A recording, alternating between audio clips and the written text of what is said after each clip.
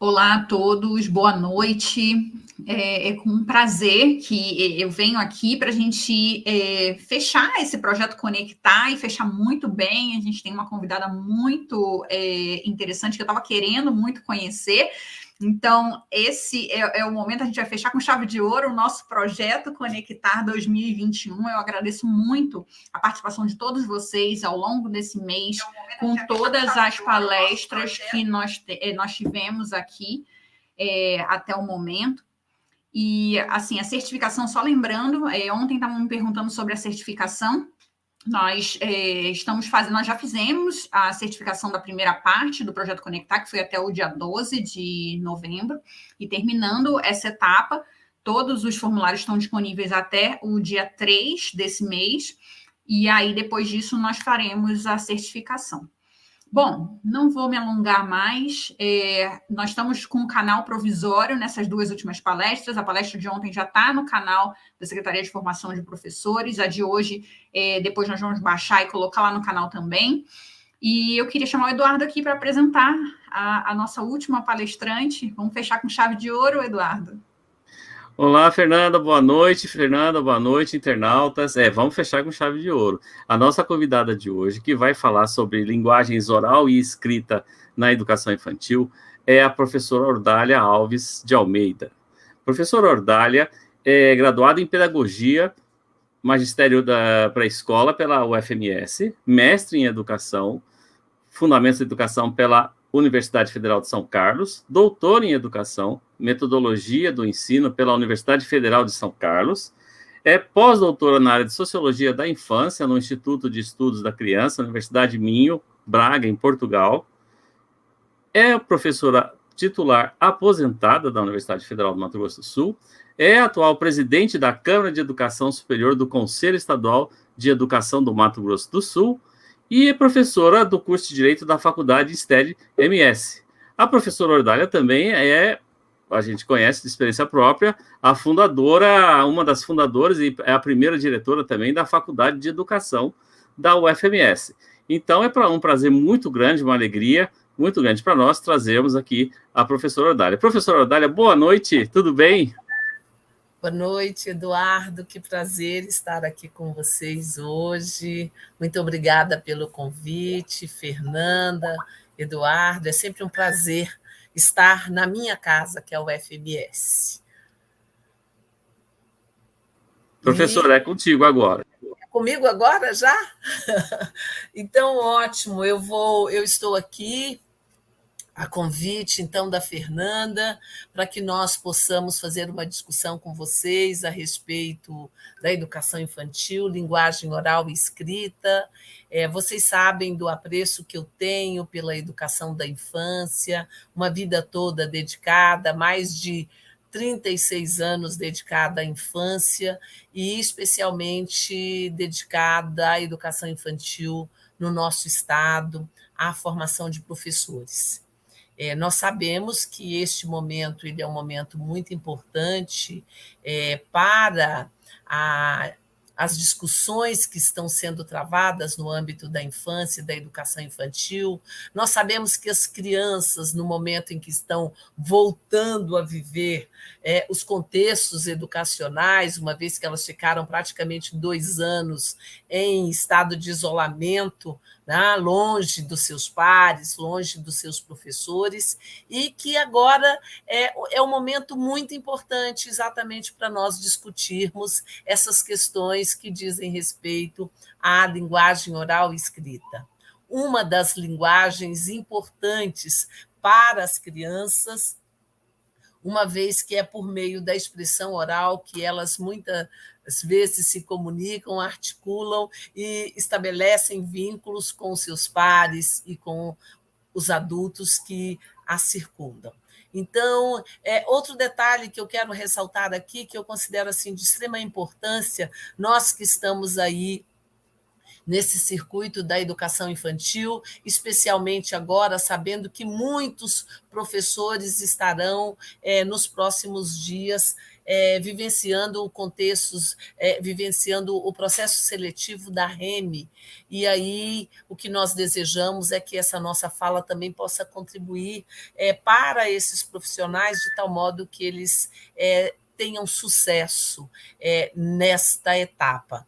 E, ao mesmo tempo, eu sempre falo que é um processo seletivo, mas que nós desejamos que daqui a pouco venha o concurso, porque o processo de valorização profissional, ele efetivamente ele se dá com o concurso. Né? Então, nossa luta constante sempre tem sido essa, de fazer com que os professores possam, então, assumir esse papel no contexto das instituições de educação infantil.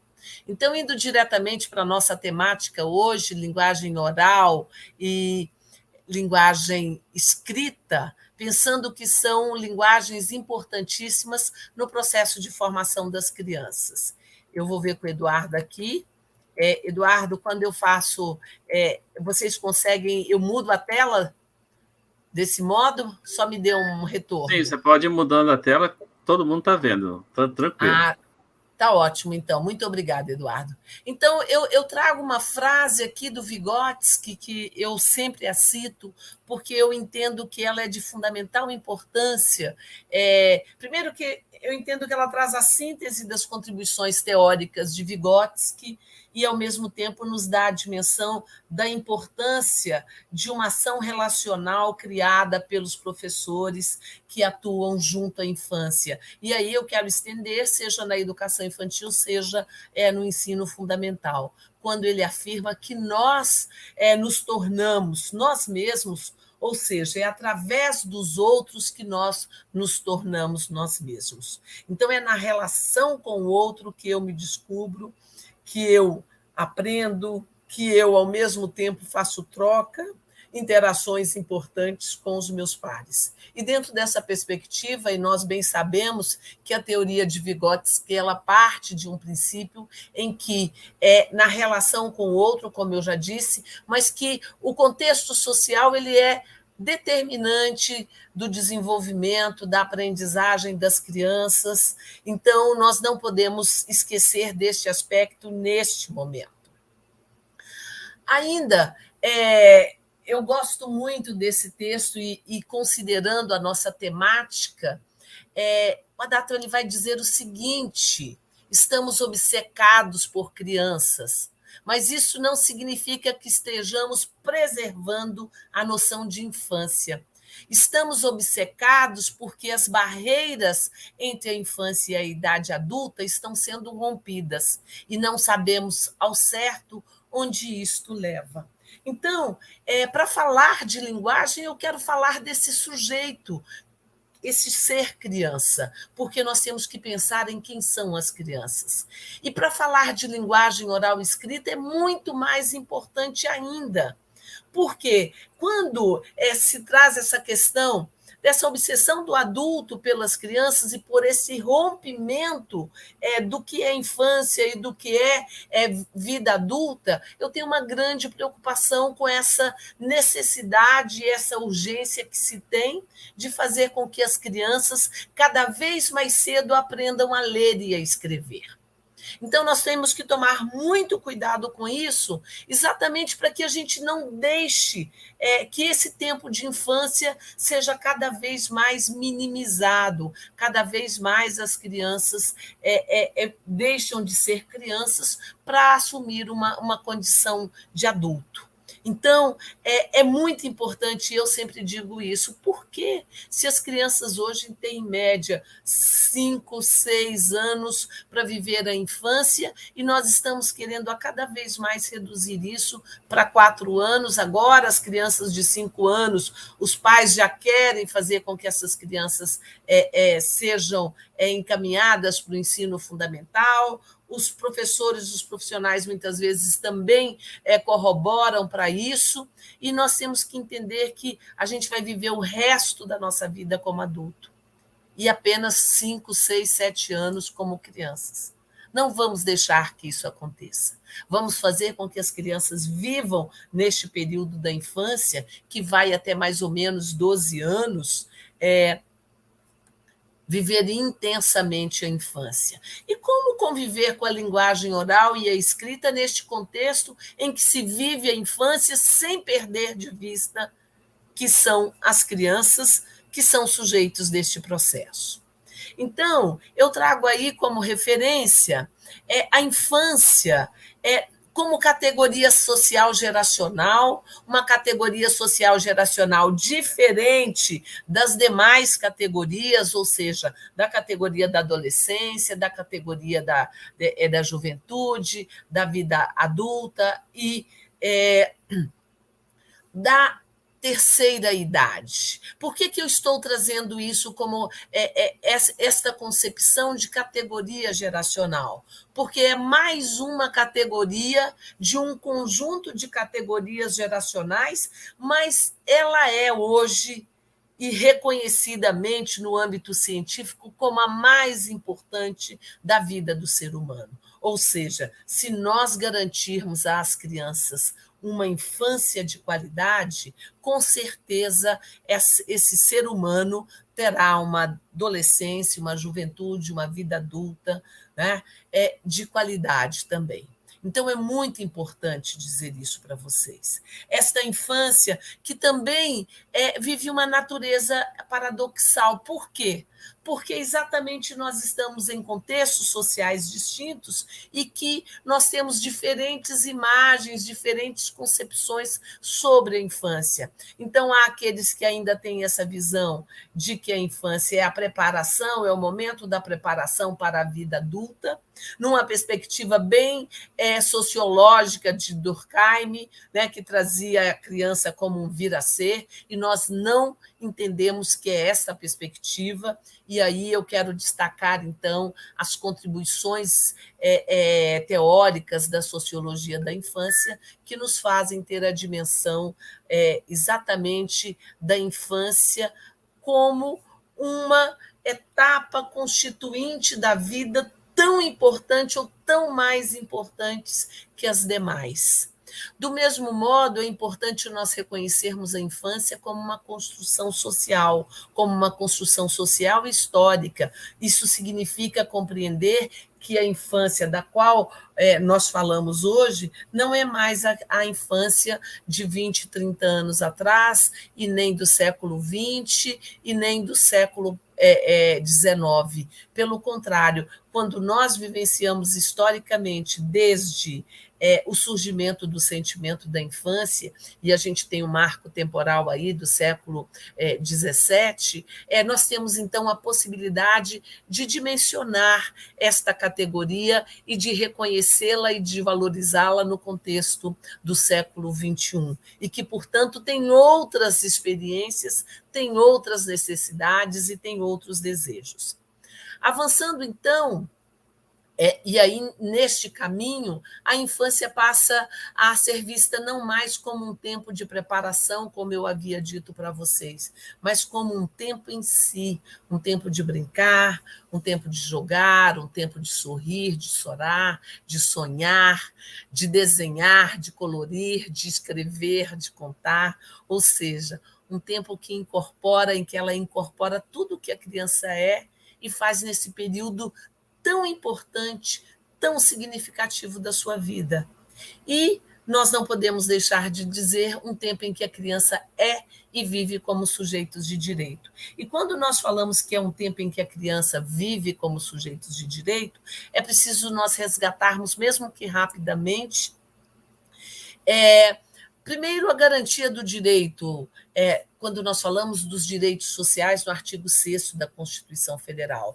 Do mesmo modo, quando nós resgatamos, e aí, particularmente, eu posso dizer que eu fui uma pessoa que tive uma ação muito ativa, porque fui representante aqui no estado de Mato Grosso do Sul, e depois fui para Brasília no período da Constituinte, em 1986 e 87, e nós trabalhamos, mais especificamente, o final de 87, 1987, com deputados e senadores em Brasília, para que nós conseguíssemos incluir na Constituição Federal o artigo 227, que trata do dever do Estado e da família em ofertar com absoluta prioridade o direito e a garantir o direito à vida, à saúde, à educação, à alimentação, e ainda também é importante trazer o artigo 208 e inciso 4º da Constituição Federal, que garantiu às crianças da educação infantil o direito à educação até então, que não era garantido.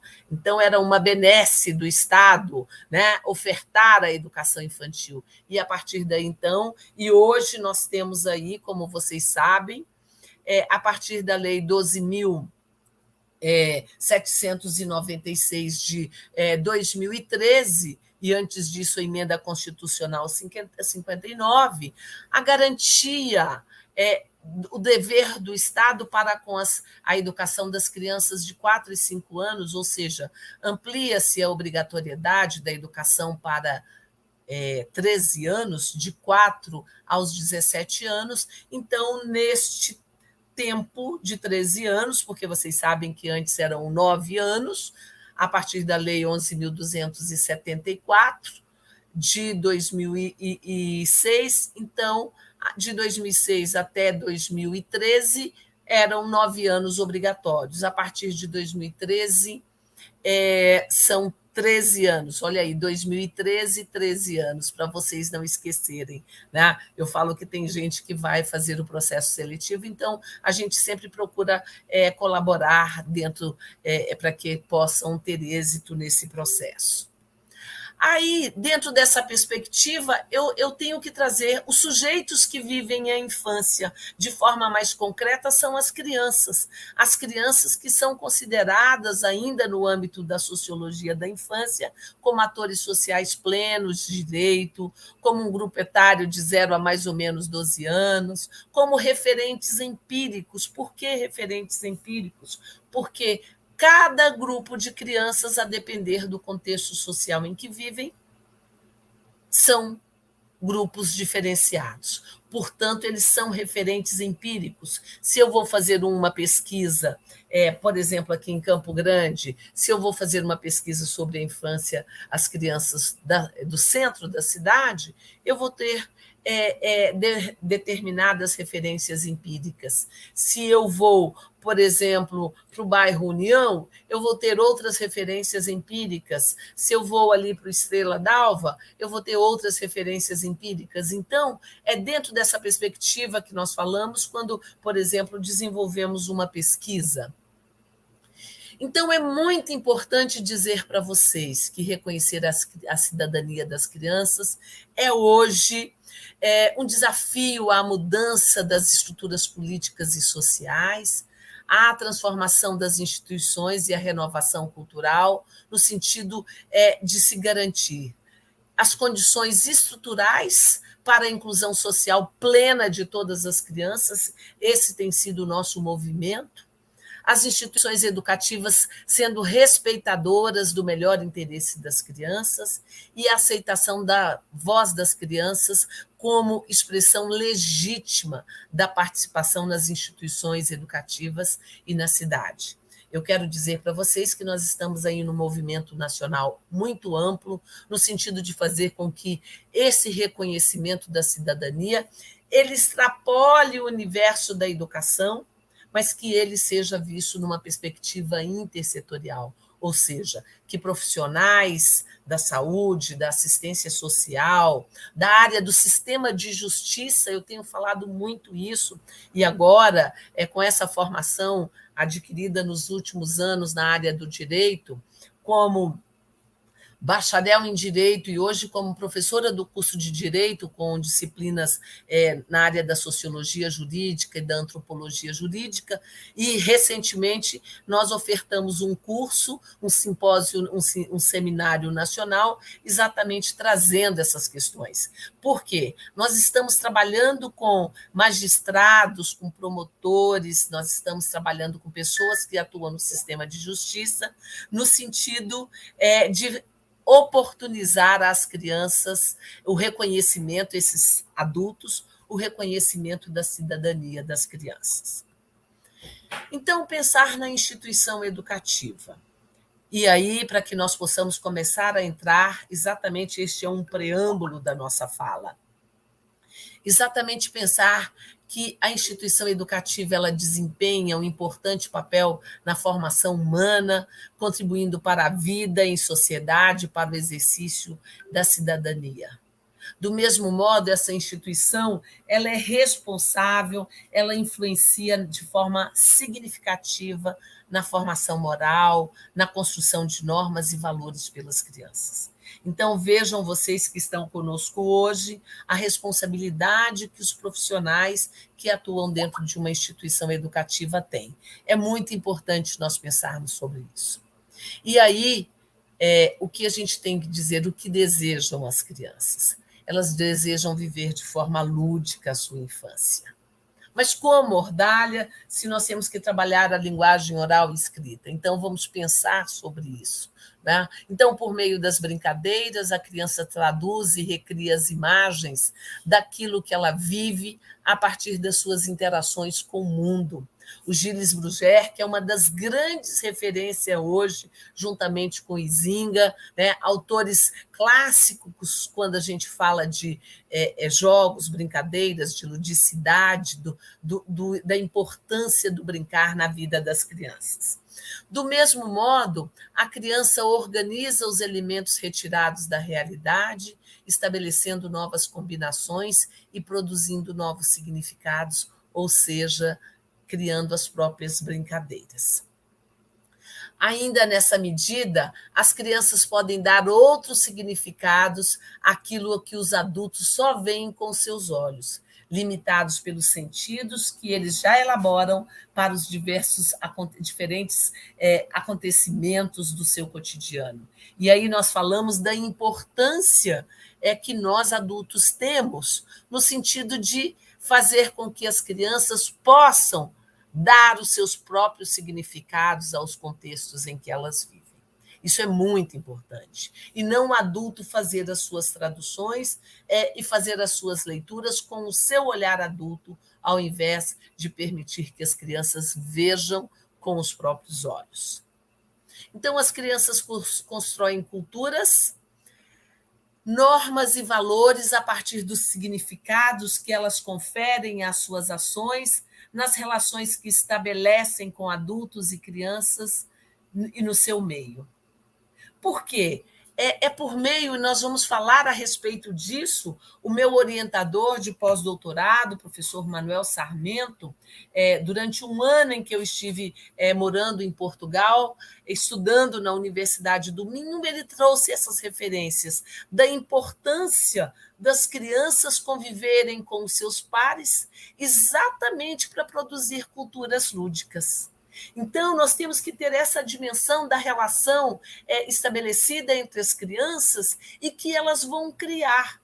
Eu me lembro muito do livro, vocês também devem, muitos de vocês, conhecer, o livro da Chizuko Kishimoto, que fala das brincadeiras tradicionais da infância, mas se nós agora tentarmos fazer na atualidade um novo livro sobre as brincadeiras tradicionais da infância, talvez nós não consigamos, porque as crianças não brincam mais, a não ser com brinquedos prontos, brinquedos fabricados, brinquedos industrializados, porque a mídia tem feito todo o movimento aí do consumo, e nós sabemos da importância das crianças terem em mãos brinquedos não estruturados, exatamente para desenvolverem essa cultura lúdica. Né? É a partir dos brinquedos não estruturados, dos objetos que nós ofertamos a elas, que elas vão ter a oportunidade, de criar novas brincadeiras. Então, dentro dessa perspectiva, como eu disse para vocês, o Manuel Sarmento, que foi o meu orientador, ele traz como referência 4 pilares das culturas infantis, que são exatamente esses princípios geradores das possibilidades e das relações que as crianças vivem. ele vai falar da interatividade como sendo o primeiro pilar.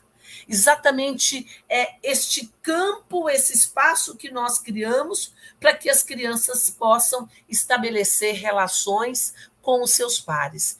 Como eu disse logo no início, né, a perspectiva de Vygotsky, ela parte exatamente da concepção de que o conhecimento se dá do social para o individual, ou seja, ele se constitui a partir das relações que nós estabelecemos com os outros, para que possamos, então, chegar a um conhecimento individual.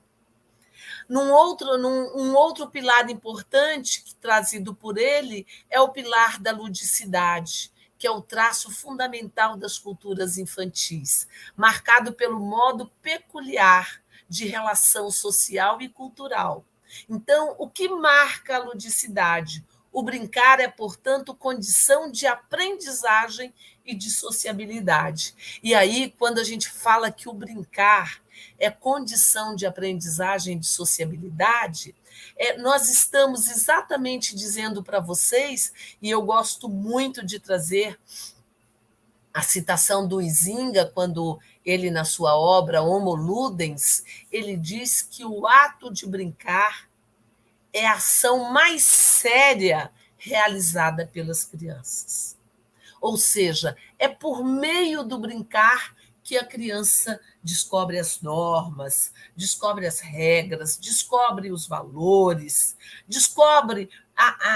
conhece o mundo, descobre o outro. Então, nós não podemos perder de vista esta condição da aprendizagem, do brincar para a aprendizagem, para a sociabilidade. Então, o quão importantes são esses elementos para o desenvolvimento infantil. Um outro aspecto muito importante trazido por ele é um outro pilar, a fantasia do real, ou seja, é a forma particular e peculiar a partir da qual a criança compreende, expressa e atribui significado ao mundo. Eu gosto muito, me lembro muito do Sarmento, quando ele trouxe essas questões, esses pilares, nos apresentou, e que ele dizia assim, olha, muitos de vocês conhecem a expressão do faz de conta. Mas ele nos disse que não é bem um faz de conta. Na verdade, a criança fantasia sobre o real, ou constrói uma fantasia do real exatamente para poder lidar com esta realidade.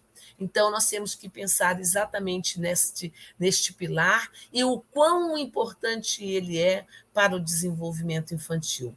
E ainda o pilar da reiteração, que consiste no tempo recursivo da criança, continuamente revestido de novas possibilidades e diferente do tempo do adulto. Ou seja, esse pilar da reiteração, quando nós falamos assim, olha, eu vou reiterar para você, quer dizer, eu vou dizer de novo para você.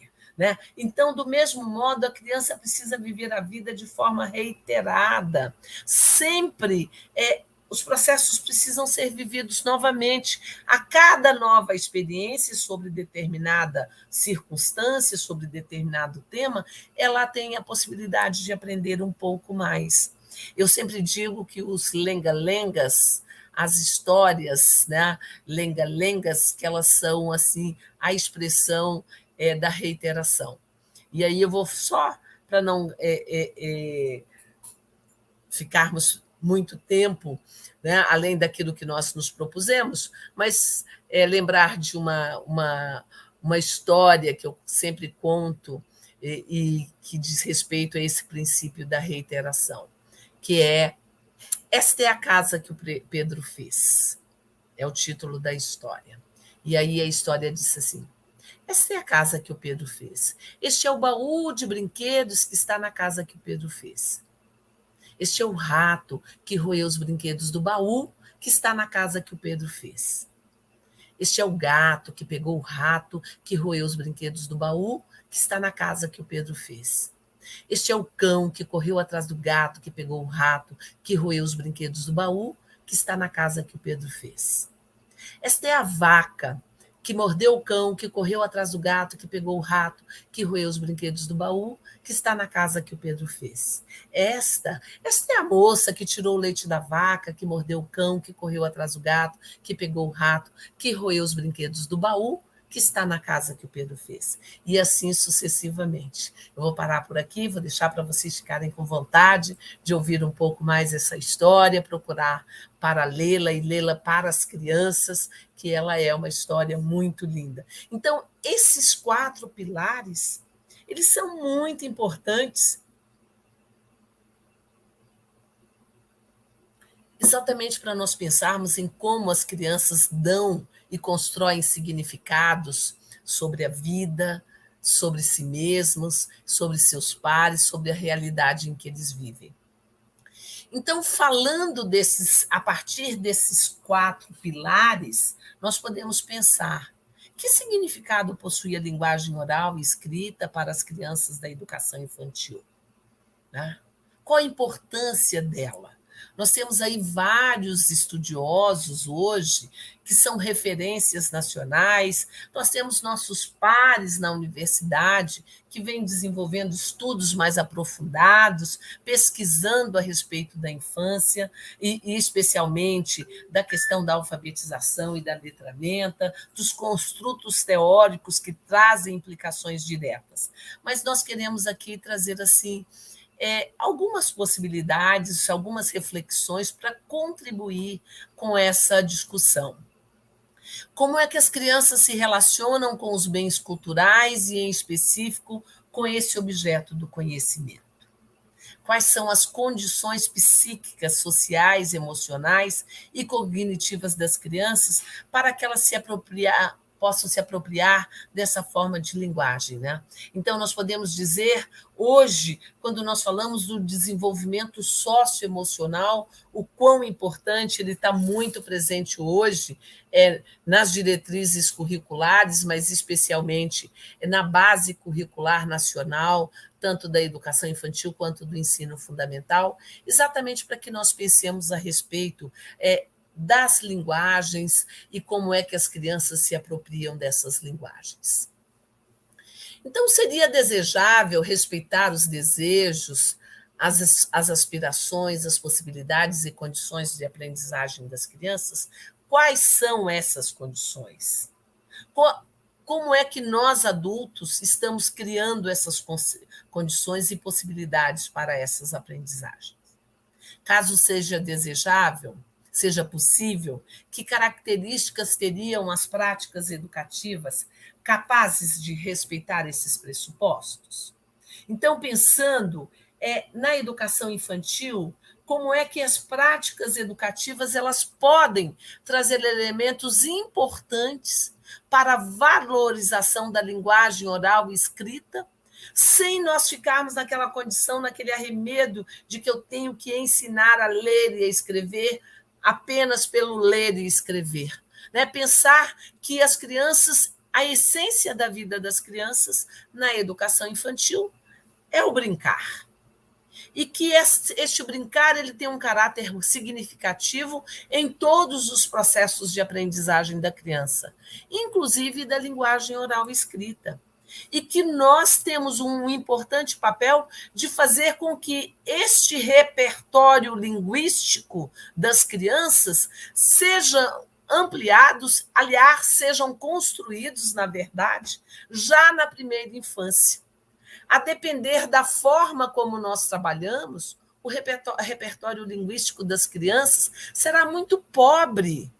Então, cabe-nos a tarefa de ampliar esse repertório, de criar as circunstâncias para a ampliação desse repertório linguístico. Então, nós pretendemos responder a essas questões, demonstrando que o aprendizado da linguagem oral e escrita, desde a mais tenra idade, necessita de estudos que possam favorecer a apropriação da linguagem pelas crianças, pelas suas descobertas como atores sociais e considerando, então, a nossa mediação enquanto adulto. Então, como é que nós, adultos, estamos mediando este processo? E quando nós trazemos aí como referência Vygotsky, não só o adulto é mediador do processo de aprendizagem das crianças, mas nós vamos buscar outros referenciais que possam mediar este processo de aprendizagem. Então, o trabalho com as linguagens constitui-se num dos eixos básicos da educação da criança, dada a sua importância para a formação do sujeito, para a interação com outros pares, com outras pessoas, e na orientação das crianças, das ações das crianças, na construção de muitos conhecimentos e no desenvolvimento do pensamento. Né? Então, Vygotsky, quando traz a questão das funções psicológicas superiores, e ele vai exatamente trazer que a referência para o desenvolvimento das crianças são as relações sociais. Né? E nós, quando falamos do desenvolvimento do pensamento, nós estamos falando do desenvolvimento dessa capacidade racional, né? Exatamente para que nós tenhamos a dimensão da importância das relações e do trabalho com as linguagens na vida da criança. Então, nessa medida, aprender uma língua não é somente aprender palavras, mas também os seus significados culturais, e com eles, os modos pelos quais as pessoas do seu meio social entendem, interpretam e representam a realidade. Tá? Nós estávamos discutindo a respeito do analfabetismo funcional, né, da dimensão, da amplitude, ou seja, aquelas pessoas que são consideradas alfabetizadas, mas que apenas dominam o código escrito, que não são capazes de expressar o seu pensamento, não são capazes de realizar reflexões mais aprofundadas, não são capazes de construir textos, não são capazes de ler um texto e compreender este texto. Então, é muito importante nós termos a dimensão do quão importante é o contexto sociocultural na vida das crianças e para a apropriação da linguagem oral e escrita. Bom, nessa medida, nós temos que pensar como é que se dá esse processo, como é concebido o processo de linguagem oral e escrita. Nós vamos falar de um processo de compreensão, de um sistema de representação, e não somente como aquisição de um código de transcrição da fala, ou seja, aquilo que eu falo, eu escrevo. Não é bem isso. Não é? Um aprendizado que coloca diversas questões de ordem conceitual e não somente perceptivo-motoras para as crianças. Então, a ampliação dessa visão, a superação daquela visão da preparação do desenvolvimento visomotor, né, que tradicionalmente se manteve no contexto de vida das crianças. Então, como um processo de construção de conhecimento pelas crianças, por meio de práticas que têm como ponto de partida e de chegada o uso da linguagem e a participação nas diversas práticas sociais de escrita. E isso pode começar já na infância, quando nós levamos para o contexto educativo diversos textos, tá? Diversos objetos que trazem, que oportunizam as crianças a construir referências de leitura e de escrita. Então, quais são as implicações para a prática pedagógica e quais as principais transformações provocadas por essa nova compreensão do processo de aprendizagem da linguagem oral e escrita pela criança? Então, como eu disse para vocês inicialmente, eu sou uma pessoa que vem estudando, que ainda tenho meus limites neste processo de estudo, mas que venho buscando a todo momento ampliar este meu referencial. E quero dizer que nós temos que trazer isso para o cotidiano das nossas vidas enquanto professores, enquanto profissionais que atuamos na área da infância. Então, aprender a ler e escrever fazem parte de um longo processo ligado à participação em práticas sociais de leitura e de escrita. E agora, mais ainda, quando nós temos aí uma alteração da Lei de Diretrizes e Bases, que traz como referência a aprendizagem ao longo, nos seus princípios, não é? A aprendizagem ao longo da vida. Então, eu posso aprender, eu posso descobrir o prazer de ler ao longo da vida, mas é preciso que nós comecemos a desenvolver o prazer pela leitura na primeira infância. Isto é muito importante. Então, nesta medida, leitura e escrita são práticas culturais e, portanto, sofrem mudanças no decorrer da história. A importância de uma e de outra também é dada pelo contexto histórico no qual estamos vivendo. Né? Então, entender que são concepções diferentes, distintas, mas que elas são indissociáveis, elas se fazem presente no cotidiano, no contexto, elas devem se fazer presente no cotidiano e na vida das crianças. Então, de forma geral, os sistemas de escritos eles podem usar sinais para representar palavras, usar sinais representando o som das palavras, usar sinais representando o som de pedaço das palavras. Nosso sistema alfabético representa o som das palavras. Mas, afinal, o que é um sistema de escrito alfabético?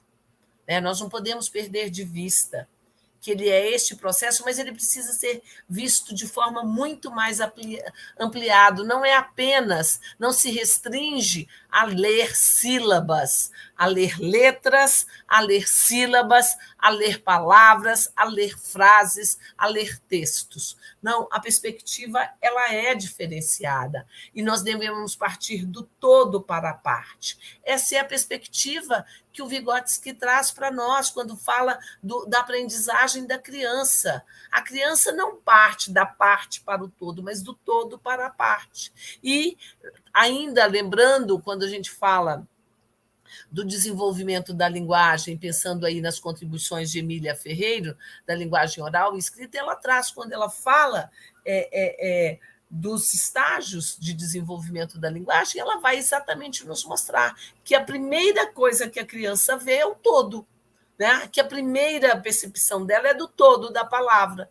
E quando ela chega a um processo alfabético, aí sim ela consegue ler, ela consegue ver as partes daquele todo. Então, um sistema de escrita é uma maneira estruturada e organizada com base em determinados princípios para a representação da fala. Nosso sistema de escrita representa sons ou fonemas, sendo, portanto, um sistema alfabético ortográfico. Mas a gente tem que tomar muito cuidado no sentido de pensar na forma como nós trabalhamos este sistema, porque, mais uma vez, eu reitero, essa visão da criança do todo e não da parte. Tá? Ela precisa ter a dimensão. Nós temos aí a forma, a origem, então, do nosso alfabeto, mas não vamos minimizar os processos de aprendizagem das crianças. Então, nessa perspectiva, e tentando ampliar para que a gente possa abrir daqui a pouco para um diálogo com vocês, a inserção no mundo da escrita supõe a apropriação do sistema convencional ortográfico da escrita, conhecido como alfabetização, e o desenvolvimento de habilidades nos usos sociais da leitura e da escrita. E aí nós vamos ter, no Brasil, Magda Soares, nós vamos ter Angela Klein, que são importantes referências para que nós façamos leituras, estudos mais ampliados, exatamente para entender que são dois processos distintos, mas eles não podem ser dissociados um do outro, né? Então, a gente precisa tomar muito cuidado, porque, tradicionalmente, a visão de alfabetização é apenas do domínio desse código escrito. né? Então, essas habilidades nos usos sociais da leitura e da escrita, eles estão ficando à margem desse processo. Então, o que é letramento na perspectiva de Magda Soares? É essencialmente um conjunto de práticas socialmente construídas que envolve a leitura e a escrita, geradas por processos sociais mais amplos e responsáveis por reforçar ou questionar valores, tradições e formas de distribuição de poder presentes nos contextos sociais. Então, pensar nesse conjunto de práticas socialmente construídas. E quando nós falamos de práticas socialmente construídas, e quando nós resgatamos a concepção de infância e a concepção de criança, e entendemos que as crianças são sujeitos de direito e que, portanto, atores sociais, eles precisam participar dessas práticas socialmente construídas. Então, para a gente pensar nesse contexto, no cotidiano das instituições, nós também não podemos menosprezar o que trazem as normas. E aí eu me detive ao parecer 20 de 2009, que dá sustentação à produção das diretrizes curriculares nacionais de 2009 e, consequentemente, da Base Curricular Nacional, né, que, em sua terceira versão, acabou por esquecer alguns aspectos das diretrizes e do parecer. Mas o parecer ele informa que as propostas curriculares da educação infantil devem garantir que as crianças tenham experiências variadas com as diversas linguagens, reconhecendo que o mundo no qual estão inseridas, por força da própria cultura, é amplamente marcado por imagens, por falas, por sons, por escritas. Nesse processo, é preciso valorizar o lúdico, as brincadeiras e as culturas infantis. E aí eu quero reiterar que, quando se fala do lúdico, eu sempre digo que o lúdico não está no brinquedo, mas está, e nem no objeto, está na relação que a criança estabelece com este objeto. Quando ela faz, ela transforma esta lapiseira aqui num objeto lúdico. Então, não é o carrinho, não é a boneca que é lúdica, mas é a relação do sujeito com o objeto, é a transformação daquele objeto num brinquedo. Então, é por isso que a gente tem visto e tem reiterado a importância dos brinquedos não estruturados, ou seja, os objetos que as crianças criam e recriam. Porque o brinquedo pronto, ele tem uma função. Agora, quando ele tem objetos, ele cria as mais diversas funções para esses objetos. Então, ainda pensando no que expressam as normas e trazendo as diretrizes, como eu falei anteriormente, eu fiz uma opção, tá, gente? Porque o nosso tempo não era tão grande assim. E eu falei, também preciso deixar um espaço para o diálogo. Mas eu quero aqui, então, por isso que eu privilegiei o parecer número 20 e a resolução 5 de 2009, que é exatamente a das diretrizes curriculares nacionais, pela qual eu tenho assim o maior respeito, né? Porque traz um currículo, no artigo 3º, expressa que o currículo da educação infantil se constitui dos saberes e experiências das crianças articulados com os conhecimentos que se encontram no patrimônio artístico, no patrimônio cultural, no patrimônio científico e tecnológico e no patrimônio ambiental. Quer dizer, isso daí faz com que se abra um leque de possibilidades para o trabalho a ser realizado na educação infantil. Do mesmo modo, essas diretrizes elas trazem que os eixos norteadores de toda e qualquer ação no contexto da educação infantil são as interações e as brincadeiras. Então, as práticas pedagógicas que compõem a proposta curricular da educação infantil devem garantir um vasto campo de experiência, entre elas que favoreçam a imersão das crianças nas diferentes linguagens, na linguagem corporal, na linguagem visual, na linguagem artística, né? Enfim, todas as linguagens, com todos os gêneros textuais que nós podemos trazer. E o progressivo domínio por elas dos vários gêneros e formas de expressão gestual, verbal, plástica, dramática, musical. Quer dizer, isto abre um leque, essas diretrizes elas abrem um leque. E eu falo que elas não podem ser perdidas no âmbito do trabalho com a BNCC, porque senão daqui a pouco o professor vai trabalhar. Hoje eu vou trabalhar o eu, o outro e o nós. Amanhã eu vou trabalhar coformas. E aí eu fico muito preocupada com isso. E não é. Os campos de experiências, eles vão se articular e eles podem ser desenvolvidos quando nós trabalhamos os diversos patrimônios. Mas os patrimônios é que dão uma base e determinam o que nós devemos trabalhar no contexto da educação infantil, em termos de temas.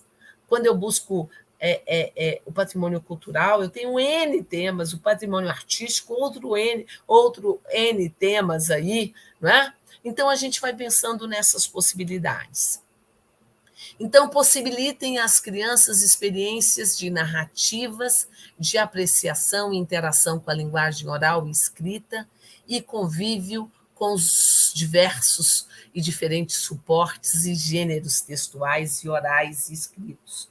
Então, quando eu penso aí na literatura infantil, quando eu falo dos contos clássicos, quando eu falo dos contos contemporâneos que constituem o gênero da prosa, quando eu falo das poesias, e aí no gênero da poesia eu tenho os poemas, eu tenho os brincos, né? Eu tenho as parlendas, eu tenho as trava-línguas dentro do gênero da poesia que podem ser trabalhados com as crianças.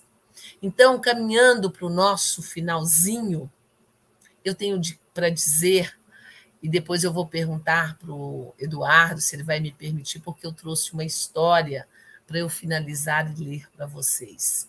Então, o desafio da educação da criança não é o de ensinar a desenhar, a juntar letras, e sim de oferecer condições para que as crianças possam se desenvolver como pessoas plenas e de direito.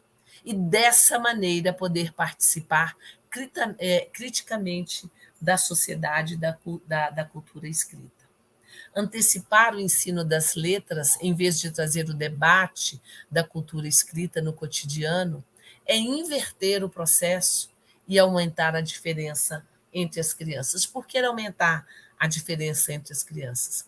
Porque, professoras, vou dar o exemplo das crianças que estão nas instituições, em instituições privadas, por exemplo, que muitas vezes nas suas residências tem muitos livros, tem acesso a diversos portadores de textos que ampliam o seu referencial.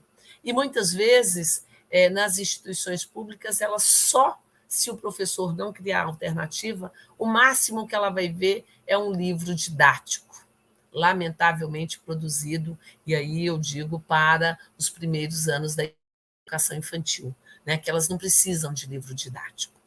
Então, dentro dessa perspectiva, eu quero finalizar dizendo para vocês que o grande desafio da educação da criança está exatamente em vez de se preocupar em ensinar letras, numa perspectiva simplista de alfabetização, construir as bases para que as crianças possam participar criticamente da cultura escrita. Conviver com essa organização do discurso escrito é experimentar de diferentes formas os modos de pensar escrito. E aí vem, então, uma concepção de letramento. Então, eu fecho aqui este primeiro momento da nossa fala. Eu interrompo, Eduardo, esta minha apresentação, posso interrompê-la? Você fica à vontade, Jordan. Se você quiser contar a história né? Temos algumas indagações aí que estão colocadas, né, pelos internautas. Eu também gostaria de fazer uma questão. Então, você decide, você quer colocar a história que você queria citar? Acho que pode ser Eu interessante. gostaria de ler uma história para enriquecer este momento, se nós pudermos. O que você Perfeito. acha? Acho Pode ótimo. ser? Deixa Sim. eu só localizar aqui. É só para a gente poder fechar. Vamos ver aqui.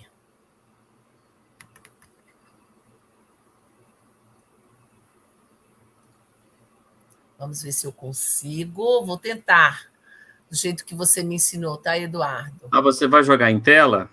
Eu vou jogar em tela. Ah, tá. Eu vou jogar em Ok. tela. Eu vou compartilhar. Aí eu vou Isso. compartilhar tela. Você compartilha, Compartilhar. mesmo que você não apareça na tela, não tem importância, né? Tá legal. Aí depois é só sair do compartilhamento. Já apareceu aqui, vamos ver. Aí, Já já, ó, já. apareceu. Põe no modo Então, apresentação que eu vou subi-lo aqui. esse livro da Tatiana Bilinque, que ela diz assim, uma ilustração do Mário Vale, Limericks das Coisas Boas. Limericks das Coisas Boas. Só um minutinho, aqui. Vem, vamos falar do prazer, do bom, no trabalho e lazer, das coisas gostosas, alegres, formosas, tão boas de ver e fazer. Na vida há muita beleza, amigos, amor, natureza, há risos, sabores, há As sons e há telas não estão cores. trocando. É isso mesmo que você queria? Só está na capa. Não, Você tem que colocar no modo apresentação, né? não Aí está ela para entra. vocês? Agora não. Agora sumiu tudo. Sumiu tudo? Uhum. Ah, gente, Tenta lá de novo, vamos ver se sai. vamos Senão você ver. pode ler o poema para nós, né? Se você quiser. Eu estou achando que eu vou lê-lo apenas, porque ele está aqui, e aí eu vou tentar compartilhar. Não está aparecendo aqui. É. Mas vamos lá, vou ler para vocês. Vocês vão só curtir a minha voz, então eu Tá vou ótimo, ler, tá bom? tá ótimo. Então, na vida há muita beleza, amigos, amor, natureza. Há risos, sabores, há sons e cores. Deixemos para lá a tristeza. Gostoso é, ao sair da escola, curtir um bom jogo de bola, vôlei, futebol, debaixo de sol, a bola que pula e que rola. Depois, uma bela leitura. Um livro é prazer que perdura. Na imaginação, explode a emoção, mistério, romance, aventura. Na praia, brincar com areia. Quem sabe ver uma baleia, na prancha surfar, nas ondas do mar, talvez dar com uma sereia. Depois, montar na bicicleta, fazer uma curva e uma reta, no parque rodar, voar, pedalar, veloz tão alto e qual uma seta. Em casa, tomar um iogurte. É bom o efeito que surte, tomá-lo a miúde faz bem para a saúde. É bom para quem curte iogurte. Que tal uma tarde teatral? Teatro é para lá de legal, para rir ou chorar. Torcer, assustar. O teatro, ele não tem igual. Gostoso é também pular corda. Quem já tentou isso concorda, menino ou menino, grandão, pequenino, até boxeador pula corda. Quem é que não gosta de fruta? Só mesmo alguém que é biruta, doce ou azedinha, macia ou durinha. A fruta, ela é sempre batuta. Que tal, se lá fora garoa, curtir uma música boa? Orquestras solistas, os grandes artistas deleitam crianças e coroa. Brinquedo legal é peteca, um jogo animado e sapeca, de habilidades e de agilidade, é bom para moleque e moleca. Delícias são mel e pudim, sorvete, cocada e quindim, geleia e bombom. Ai, como isso é bom, delícia para ti e para mim. E vamos dançar, porque a dança sacode a preguiça e a pança, anima e agita, alegre e bonita. A dança, ela cansa e descansa. Museus, eles são fascinantes, museus super interessantes, tem arte, animais, fósseis minerais, tesouros de tempos distantes. O parque, o jardim, a floresta, na rede um gosto de sesta, na escola, no lar, brincar e sonhar, viver pode ser uma festa. E é isto que eu queria dizer para vocês. Muito obrigada. Excelente, muito bom. Que essa festa possa, como eu já dizia, né, que a festa continue, né? A professora, eu havia pensado em algumas questões aqui e, para minha alegria, eu digo alegria, né? As pessoas perguntaram bem parecido. Então eu vou juntar, né? Eu vou juntar a minha questão com a questão das outras pessoas, né? Então, a professora Edna Monteiro, ela diz o seguinte: hoje as crianças, eu até vou colocar e você vai ver a questão dela também aqui, ó. Professora, hoje as crianças brincam, entre aspas, no celular, no computador. E então, é válido? Essas crianças terão os mesmos estímulos que as que brincam com o ambiente de natureza? Eu tinha pensado nessa mesma questão, professora, embora eu veja de uma maneira um pouquinho diferente também, porque eu acho que essa linguagem toda poderosíssima que entrou no século XXI, né, que vem com as telas, né, nós estamos na era das telas, né, então, qual que é o impacto disso, né, pegando o gancho da professora Edna, essas novas gerações, elas estão em desvantagem das anteriores, ou elas têm alguma coisa que as outras não tiveram, como é que fica isso? Olha, Edna e Eduardo, eu confesso que eu fico extremamente preocupada. Porque quando nós falamos de desenvolvimento humano, nós sabemos o quanto que a interação ela é importante. Como eu disse anteriormente, para a construção de regras, normas e valores. As crianças estão cada vez mais vivendo de forma isolada. E esta possibilidade de interagir com o seu par, de brincar com ele, de pedir licença, de pedir desculpa, de dar a vez para o outro, isto não vem acontecendo. Então, com certeza, não tem o mesmo significado. Nós já tem vários estudos que vêm mostrando as implicações negativas do computador, do celular na vida das crianças, na vida do ser humano. As relações humanas, elas minimizaram. Há um lado do desenvolvimento cognitivo, pode haver, tá? Mas o ser humano não é só cognição. Ontem eu falava sobre isso numa atividade aí, de formação dos professores que vão, como eu disse, fazer o processo seletivo. O ser humano ele é um todo, ele é social, ele é afetivo, ele é biofisiológico e ele é cognitivo. Quando eu falo da cognição, eu estou falando dessa capacidade de conhecer, de aprender. Então, a escola tradicionalmente privilegiou a cognição. Mas nós sabemos que a base socioemocional ela é fundamental para o ser humano.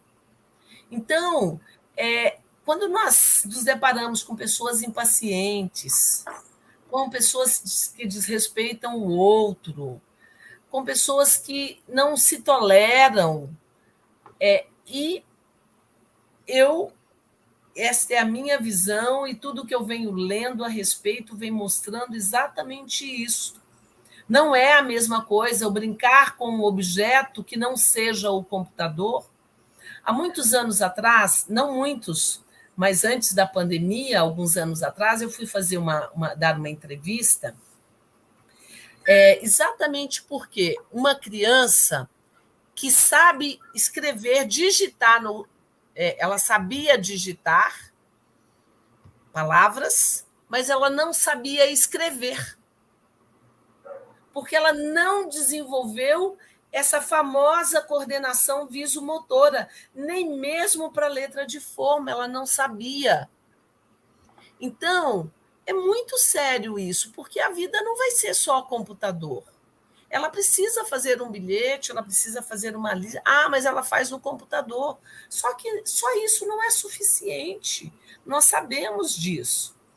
Então, eu fico extremamente preocupada, eu confesso para você que eu tenho essa preocupação, Edna, que eu sei que você está aí, Edna de São Paulo, né, que está acompanhando a gente aí, que está fazendo um trabalho maravilhoso com as crianças lá em São Paulo, levando as crianças da educação infantil para andar pela cidade de São Paulo. Sabe o que é isso, Eduardo?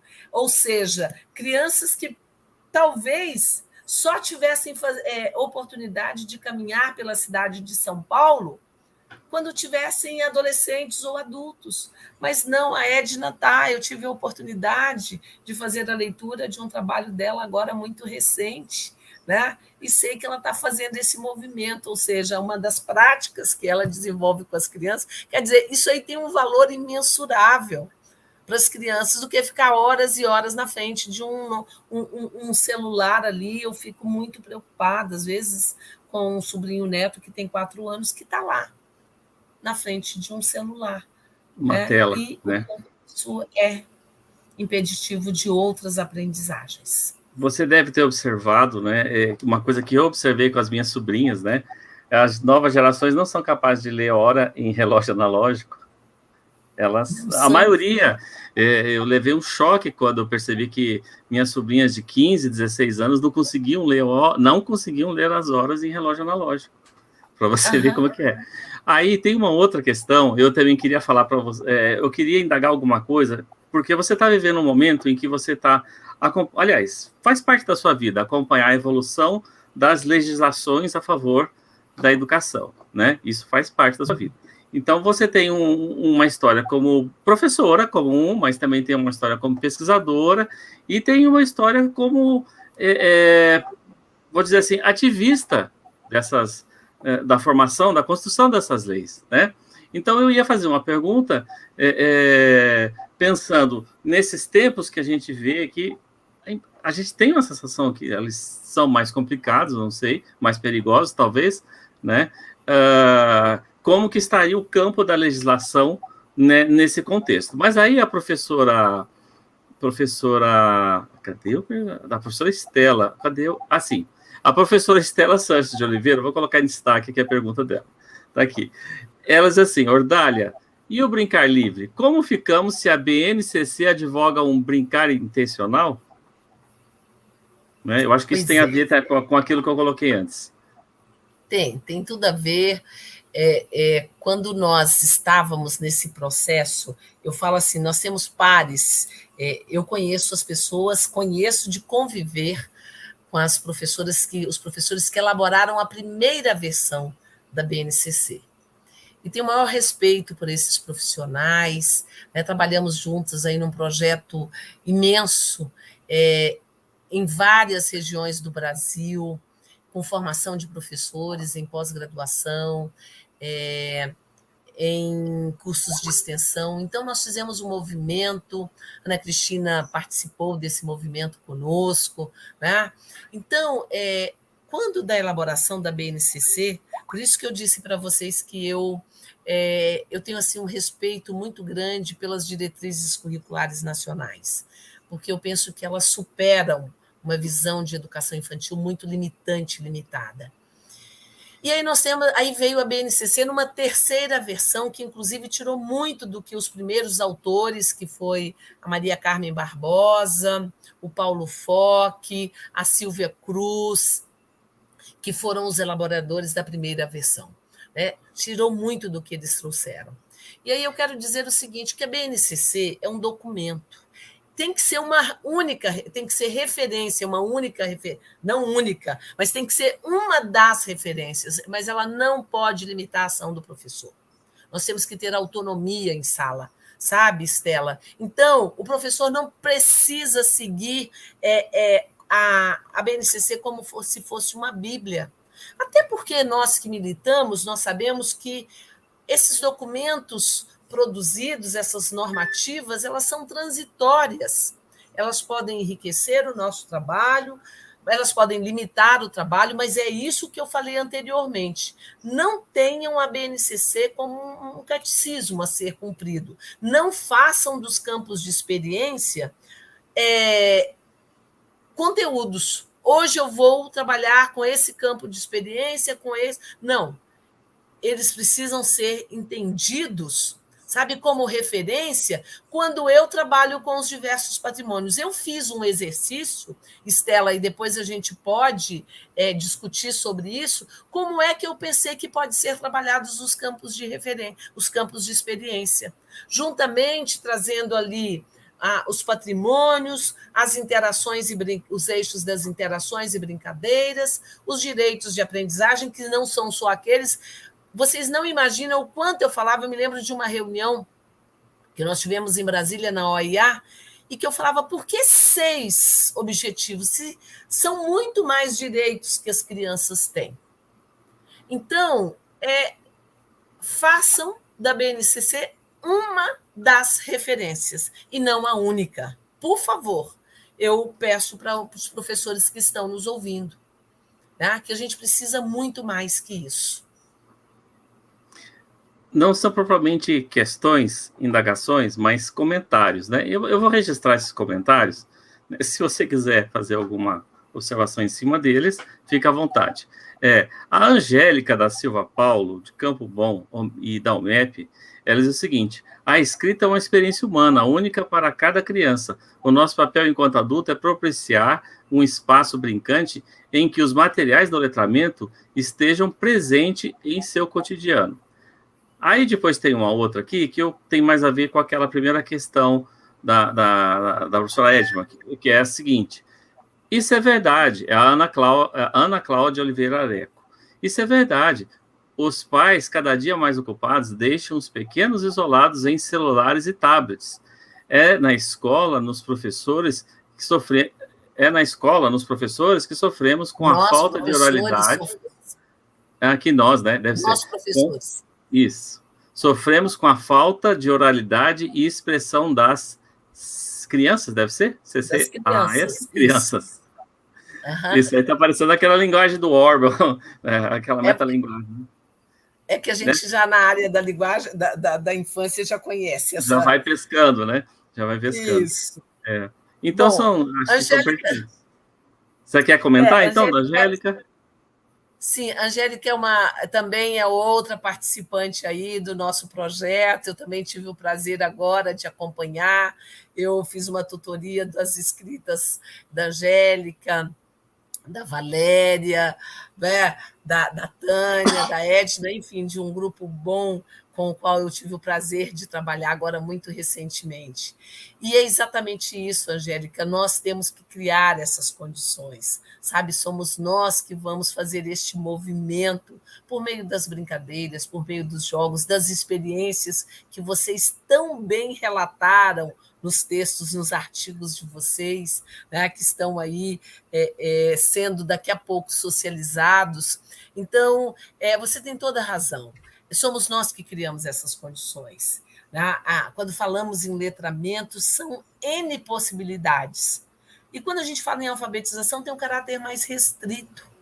Mas é pensar em circunstâncias de letramento, de levar a literatura para os contextos de vida das crianças, no cotidiano das instituições educativas, fazer com que as crianças provoquem os seus familiares a contarem histórias. A gente tem visto assim, algumas situações em que os professores criam dinâmicas das crianças levarem os livros para casa para provocar os pais, e os pais relatarem que aprenderam a gostar de ler literatura por conta das crianças que passaram a levar os livros para eles lerem. Então, é bem isso. E a outra, qual foi a outra? É verdade. Mas ela referindo-se àquela questão das telas, né? Do É verdade. tablet, dos Os celulares. pais, cada dia mais ocupados, deixam os pequenos isolados em celulares e tablets. É na Ana escola, nos Cláudia, professores, que sofremos com a falta da oralidade e expressão das crianças. olha, Ana Cláudia, para responder para você, eu vou usar uma frase do Celestão. Conhece, Freire? Deu uma travadinha na sua internet. O que você falou antes, a frase não deu para saber nem quem é a pessoa, nem a frase. Quando nós falamos, eu vou responder a partir de uma citação do Freinet. Celestão Freinet é uma das referências na área dos fundamentos da educação, especialmente da educação infantil, e ele foi um dos grandes criadores e renovou, ele trouxe para o âmbito da educação o texto livre, a produção do texto livre, o limógrafo dentro das instituições educativas, né? O passeio, a aula passeio. Então, ele foi uma grande referência para nós. E Comênios, Freinet dizia: a criança só aprende a andar andando. Então, a gente pode usar esta experiência, essa frase dele para todos os aspectos. As crianças só vão aprender a gostar de ler, lendo livros, ouvindo histórias, reproduzindo assim, do seu jeito, os textos, a partir das imagens, inicialmente, até se apropriarem da linguagem escrita. Então, somos nós que as crianças só vão aprender a ler lendo, do jeito delas, inicialmente, até se apropriarem do código escrito. Então, somos nós que temos que fazer isso, promover e provocar contextos de leitura oral e escrita. Muito bem. Professora Ordália, muito obrigado pela sua presença aqui hoje. Como disse a Fernanda, deu um toque especial nesse encerramento. O projeto Conectar 2021 contou com 26 lives dos mais variados assuntos, tecnologias híbridas de ensino, educação inclusiva, ensino lúdico, metodologias ativas, educação especial, cultura maker, enfim, vários temas que são temas que despertam o interesse dos profissionais de educação, enfim, que procuram discutir os tempos de hoje, né? Tanto a parte complicada quanto a parte da possível festa que se possa ter, né? Ou seja, conseguir pegar o limão e fazer a limonada, né? E exato. A gente, com muita alegria, a gente chega ao final desse projeto na versão 2021. Não sei se vamos conseguir levá-la a campo em 2022, talvez com algum tipo de redesenho, enfim. Mas esperamos ter ajudado aos profissionais de educação, sobretudo do Mato Grosso do Sul, a refletir sobre, enfim, todas as questões, as suas realidades e tudo mais. E, como já dissemos, uma alegria poder fazer esse encerramento contigo, Ordália, professora querida, companheira de muitos anos da Universidade Federal do Mato Grosso do Sul, né, que, enfim, acho que você fez praticamente toda a sua carreira na UFMS, não é? Toda. Saindo de lá como professora titular. Né? Temos uma história em comum, porque a minha esposa também saiu de lá como titular um pouquinho depois de você. Não, acho que um pouquinho antes de você, não me lembro mesmo. Ou por ali, foi, né? Depois, por ali. Foi depois. E agradecer a todos, lembrá-los que tem a lista de presença, pode ser preenchida até o dia 3 de dezembro, porque essas lives ficam gravadas, professora, e as pessoas, as que porventura não assistiram hoje, poderão assistir depois e ainda fazer preencher o questionário de presença e fazer jus ao certificado, a certificação. Nós estamos trabalhando nós estamos trabalhando na certificação para que ela seja toda emitida ainda em dezembro, né? Muita coisa acho que já está sendo emitida, enfim. Tem partes que não dependem da gente, as que dependerem da gente, a gente vai dar o máximo para, enfim, resolver e facilitar a vida dos nossos colegas professores aí das redes municipais e estadual do Mato Grosso do Sul. A lista, alguém pergunta, a lista está aqui nos comentários mesmo, você pode procurar no próprio comentário, vou até replicar ela de novo, para facilitar, ficou mais uma vez, pronto. Professora, muito obrigado, que 2022 ele seja muito produtivo, né, com novos e bons desafios, que a festa possa ser boa, né, e, enfim, que a gente possa colher alegrias e nessa nossa jornada. A todos vocês que acompanharam a gente, muito obrigado. A todas as lives, inclusive as lives do ano passado, todos vocês que são professores, estão convidados a dar uma olhadinha no material que já tem aí, né, que de repente pode servir para outras circunstâncias. O canal da CEFOR é um canal feito, pensado, construído para a formação continuada dos professores. A todos vocês, o nosso muito obrigado, e fica com a gente aí a sensação de ter podido fazer alguma coisa. Professora Odália, muito obrigado e até mais. Obrigada, Eduardo. Agradeço a Fernanda por mim. Foi um prazer muito grande estar aqui hoje com vocês e com as pessoas que nos assistem. Grande beijo e desejo um Feliz Natal para todo mundo já, né? Até breve, até Saúde, qualquer hora, se cuidem. qualquer dia a gente se encontra, não é mesmo? É isso aí. Fiquem bem.